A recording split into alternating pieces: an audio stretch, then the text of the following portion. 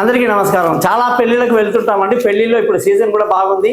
అమ్మాయి అబ్బాయి కలిసి పెళ్లి చేసుకుని 7 అడుగులు నడుస్తున్న సమయంలో మాలాంటి పండితులు వాళ్ళని కలిసినప్పుడు ఆ అమ్మాయికి కానీ అబ్బాయి కానీ ఇచ్చే సలహా ఏంటంటే, మీరు ఇప్పుడు కొత్త బంధంలోకి అడుగు పెట్టారు.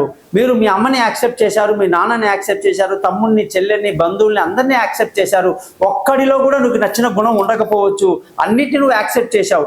అలాంటప్పుడు భర్త భార్యని, భార్య భర్తని ఎందుకు యాక్సెప్ట్ చేయకూడదు?